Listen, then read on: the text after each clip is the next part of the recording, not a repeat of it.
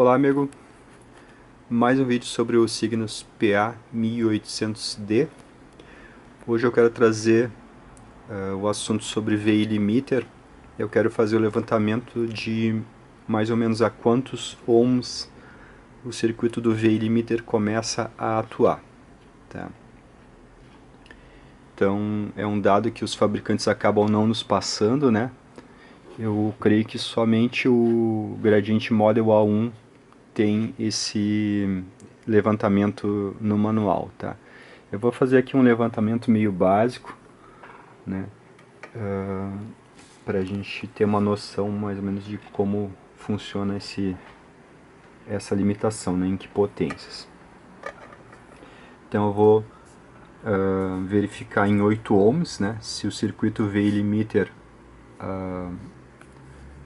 fica ativo, né? Em 8 ohms. Depois eu vou testar em 4 ohms, né? Se o VI limiter ativa ou não. Depois eu vou fazer umas associações aqui, porque eu tenho 4 cargas de 8 ohms, tá? Então eu consigo fazer essas combinações aqui, né? Então eu vou ligar o amplificador em 4 ohms e aí vou colocar uma carga de 16 em paralelo, tá? E a nossa impedância vai cair para 3.20 ohms. Aí a gente vai avaliar se o VI limiter aciona ou não. E depois a gente coloca uma carga de 8 ohms em paralelo com a carga de 4, tá? A gente vai ter uma impedância na saída de 2,67 ohms. A gente vai verificar se o VI ativa ou não. E depois a gente vai colocar uma carga de 2 ohms e vai verificar, né, se o VI limiter ativa ou não. Tá? Então, para isso eu vou usar, né, o amplificador. Estou com sinal, tom contínuo de 1 kHz aqui.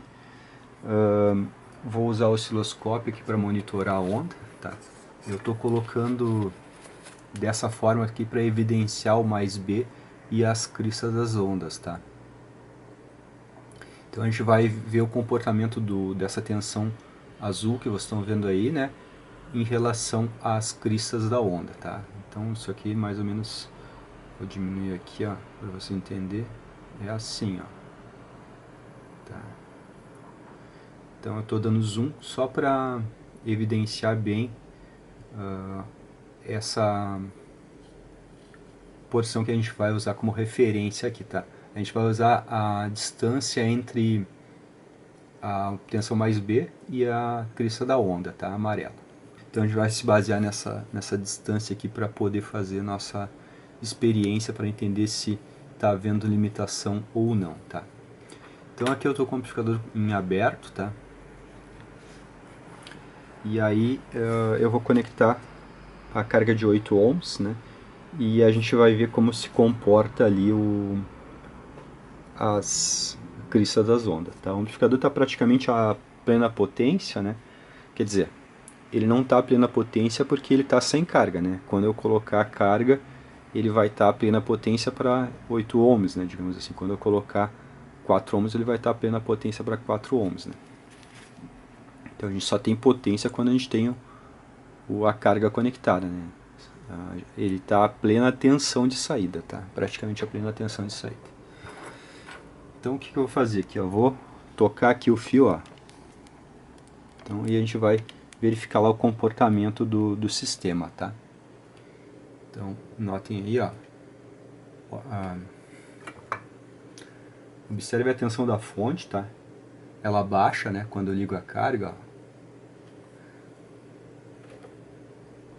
Então, notem aí, ó.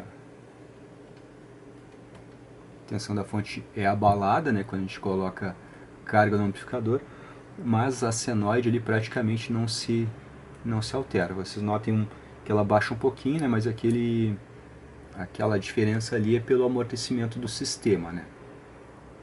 Então acontece uma pequena quedinha na saída, né? Então a gente pode ver aí que não tem limitação de potência, não tem compressão de áudio, né?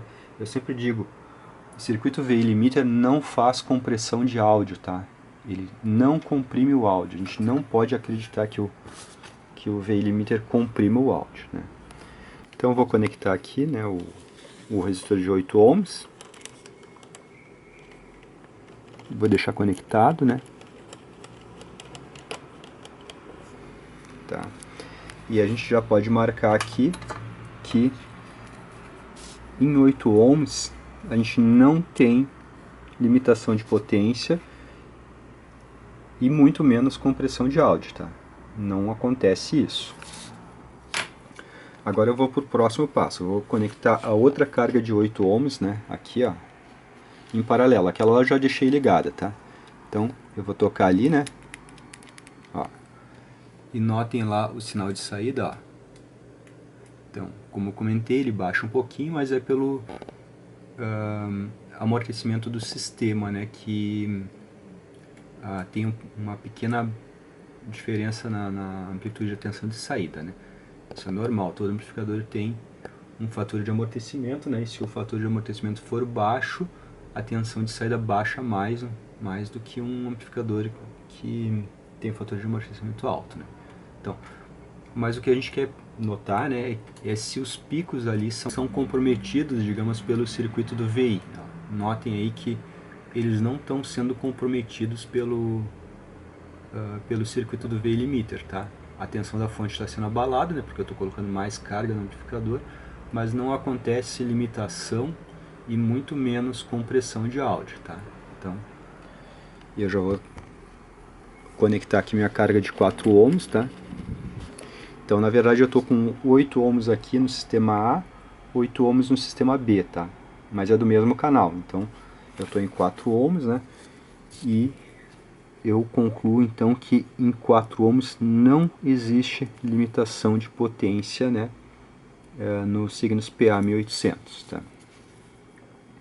Agora a gente vai para o próximo passo, tá? Que é conectar uma carga de 16 ohms, né? Em paralelo com essa carga de 4 ohms que já está instalada ali no amplificador, tá? Então o que eu vou fazer? Aqui, ó, aqui eu tenho esses fios aqui, tá? São duas cargas de 8, elas estão em série, tá? Então eu vou conectar aqui o fio aqui embaixo. Então conectei lá embaixo. Logo aqui, ó, eu tenho mais uma carga de 16 ohms, tá? Que eu vou conectar em paralelo com isso tudo, tá? Isso vai dar uma resultante de 3.2 ohms, tá? Na saída do PA 1800. Então, vamos ver ali como é que se comporta. Estou conectando, ó.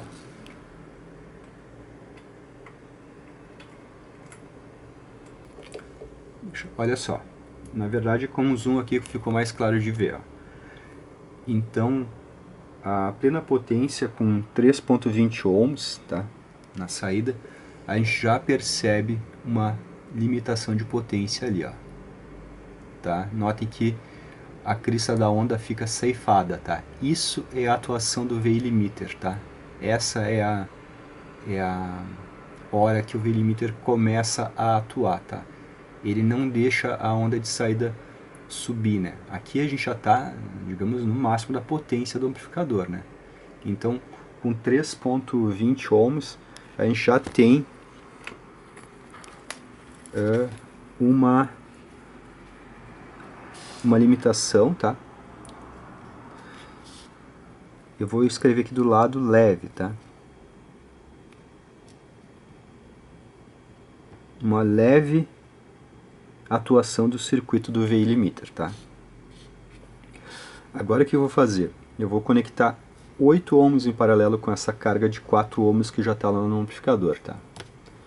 Então o que eu vou fazer? Em vez de usar o série aqui, ó, eu vou usar essa ponta aqui, tá? Então vou conectar aqui em cima. Então notem ali, ó. Agora a gente já tem uma limitação mais severa, tá? Então notem aí que como é que funciona a limitação de potência pelo VI limiter, tá? Então não é uma compressão. O amplificador simplesmente ceifa, né? Para não deixar a tensão de saída subir muito, né? Então olha só. Então aqui em 2.67 ohms a gente já tem uma limitação e ela é, digamos, acentuada, digamos assim. Né? Então já temos uma limitação acentuada.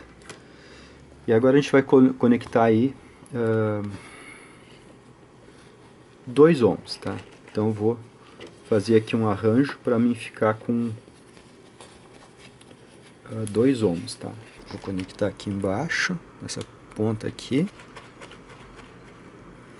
E aí vai me sobrar aqui essas duas aqui, tá? Que vão passar o amplificador para 2 ohms, tá? Eu vou fazer isso meio rápido, tá?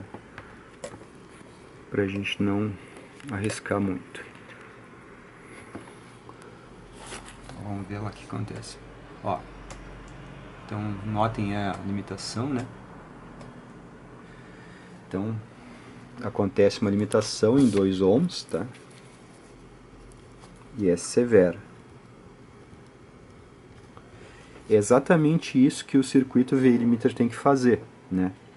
O amplificador foi feito para 4 ohms, então em 4 ohms não pode ter limitação de potência. Mas se eu baixar para 3.20, 2.67, 2 ohms e de repente aqui embaixo 1 ohm, tá? O VI limiter tem que atuar e tem que limitar a tensão de saída, né, para que também com isso limite a corrente de saída, né, e não queime os transistores de saída. Então aqui em 1 ohm, né, também tem a limitação, claro, né, daqui para baixo de 3.20 para baixo, né, a gente tem limitação em todas as impedâncias, até para 0 ohms, né? Então 0 ohms é um curto-circuito na saída. Então vai ter a limitação, né? E vai ser total. O circuito VI limiter vai impedir que toda a tensão que tem na saída do amplificador saia, né? No caso, o circuito vai impedir que a tensão no emissor dos transistores de saída cresça, né, impedindo a queima dos transistores de saída, né. Então, essa aí é a importância do circuito VI limiter, né. Notem ali os transistores originais, esses transistores são super rápidos, né, super raros, digamos assim, caros também, né. Eles foram, digamos, da melhor geração de transistores do áudio, né? Então são transistores lá no início dos anos 80, onde a indústria estava com as melhores tecnologias de velocidade de transistor, tá? Logo depois já as indústrias baixaram a velocidade dos seus transistores, né? E não se ouviu mais falar em transistores tão rápidos quanto esses que tem aqui. Se eu não me engano, esses aqui são de 80 MHz, tá? Acho que hoje em dia o máximo que se consegue é 30, né, no 2SC5200, né? Ou seja, bem mais lento do que esses transistores antigos aqui, né? Então a gente tem que ter o VI limiter nesses amplificadores para justamente proteger esse patrimônio aí que a gente tem, né, que são os transistores de saída, né? Notem que o VI limiter não causa compressão de áudio, né? Ele causa justamente uma saturação, a onda fica saturada na saída, mas justamente essa é a prova da limitação, né? Essa é a prova que o VI limiter está protegendo. Então, se eu, digamos, liguei esse amplificador aqui em 2 ohms, ele vai ficar com o som saturado bem antes do que deveria ficar. Porém, essa saturação é a prova que o circuito VI limiter está protegendo os transistores de saída, tá? Então, se eu ligar 1 ohm, eu vou poder subir a potência do amplificador, no caso, subir a tensão do amplificador bem pouco, né, e já vai começar a saturar, tá? Então, digamos assim, ó, em 8 ohms, eu posso ter essa amplitude aqui, né, na saída, né? Em 4 ohms também eu posso ter essa amplitude aqui. Agora, em 3.2 ohms, eu só posso ter essa amplitude aqui, por exemplo. Ficou indecente esse desenho aí, né? Em 2.67 eu posso ter essa amplitude aqui, né? Em 2 ohms eu posso ter essa amplitude aqui. E de repente em 1 ohm eu vou poder ter essa amplitude aqui. Então a onda vai ficar assim, ó, né?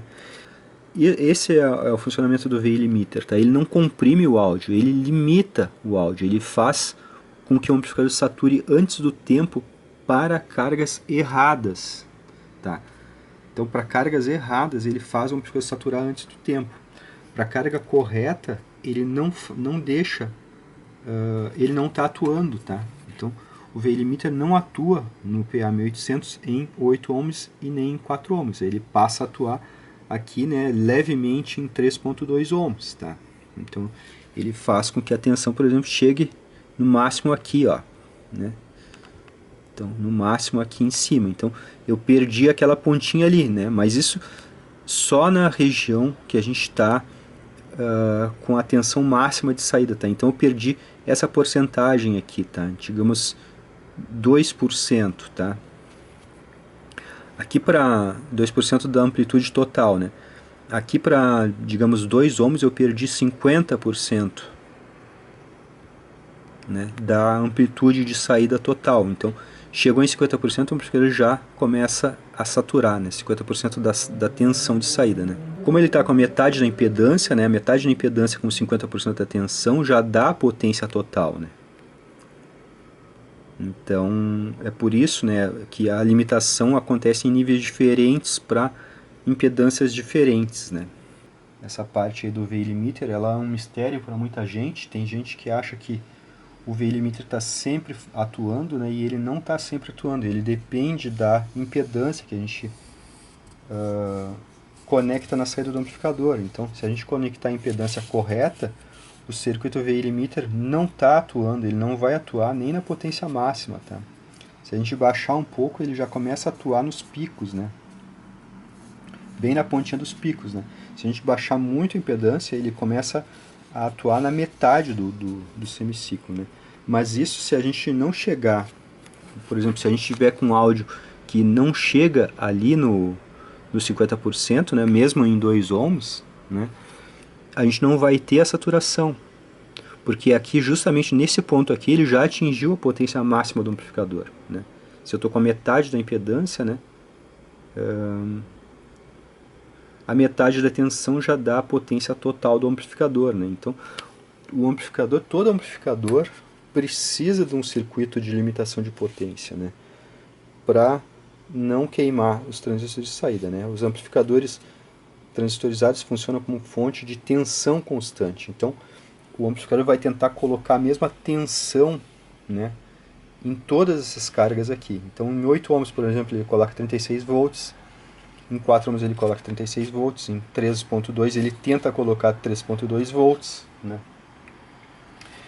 Em 2.67 ele tenta colocar 36 volts. Em 2 ohms ele tenta colocar 36 volts. Né? Em 1 ohm, né, ele tenta colocar 36 volts, mas observe que se eu colocar 36 volts em 1 ohm, eu tenho 36 amperes. É muito mais do que a fonte pode entregar, né? E é muito mais do que os transistores podem suportar. Então, conforme a gente baixa a impedância no amplificador fonte de tensão constante, a corrente tende ao infinito. Né? Então, vai ter que queimar alguma coisa, porque ele não vai desistir. Ele vai tentar colocar a mesma tensão também em 0 ohms. Né? O circuito do feedback vai tentar corrigir, né, a tensão de saída e ele vai tentar colocar 36 volts em 0 ohms, né, ou seja, no curto. Né? Então, alguma coisa vai queimar. Então, por isso que a gente tem que ter limitação de potência em amplificadores, né, para que isso não ocorra, essa corrida não ocorra. Né? Então, a possibilidade de um curto em um amplificador é bem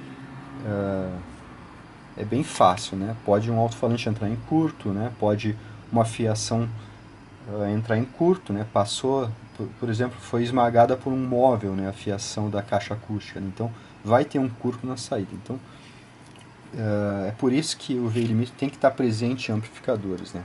Para que a gente não corra risco de danificar transistores, né, de boa qualidade e que a gente não vá gastar com o técnico, né, desnecessariamente, porque se esse amplificador aqui está com os transistores originais, né, isso é um mérito, né, do circuito veio limiter, né, e aqueles dois transistores que estão ali no meio, ó. Então, aqueles dois transistores do veio limiter são os responsáveis por esses transistores estarem aqui ainda, tá?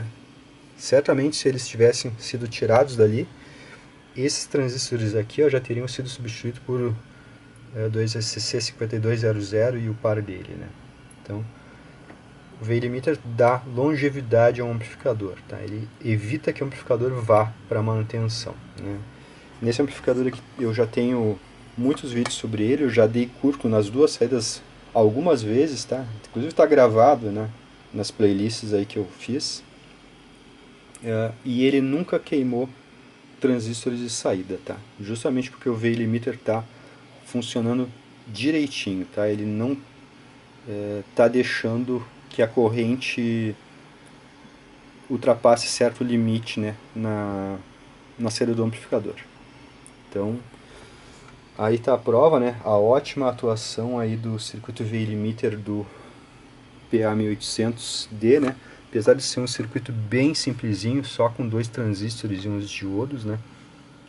Ele consegue fazer o trabalho aí com eficiência muito boa, né? Faz o trabalho perfeitamente, né? Existem outros V-limiters que usam capacitores e outras correções, né, mais avançados, né? Mas esse aqui, simplesinho desse jeito, né, já consegue limitar a potência aí na hora certa, né? Então baixou de 4 ohms, né, 3.2 ohms já tem uma limitação leve na crista da onda, né? E depois começa a aumentar essa limitação, né? Justamente porque certamente aqui em 2 ohms ele só pode deixar passar metade da tensão que passa para o 4 ohms, né? É só fazer as contas, né? Para chegar à mesma potência de saída, né? Então, na verdade, se aqui o amplificador dá 200 watts em 4 ohms, né? Se eu ligar 2 ohms ele vai tentar dar 400, então os transistores ali não suportam isso, né? Por isso tem que ter a limitação. Então o amplificador só deixa metade da tensão, né, para fora, para justamente não chegar na condição dos 400 watts, né? Então é isso, né, sobre a limitação de potência do Cygnus PA1800. Ela é extremamente eficiente, ela está bem dimensionada, né, e não vejo necessidade de modificação nela, né? Tá funcionando perfeitamente, né, com essa configuração original que está aí, tá? Não mexi nesse circuito da limitação de potência, tá? Ele está como veio de fábrica, né? Então os transistores originais ali, o valor dos resistores está o original, né? Então é um circuito aí que a gente tem que valorizar, né? E manter nos nossos amplificadores, né? E se ele foi retirado, a gente tem que voltar com esse circuito para o amplificador, tá? Ele não atrapalha no áudio, ele não tira qualidade de áudio na impedância correta, tá? Na impedância nominal do amplificador ele não faz nada, ele não satura o sinal antes do tempo, tá? Mas na impedância errada ele satura o sinal antes do tempo, justamente isso é a prova do funcionamento do circuito, tá? Então não poderíamos esperar nada diferente disso, né? Da saturação antes do tempo, né? Justamente para fazer a proteção dos transistores, né? Então é isso aí, pessoal. Um abraço.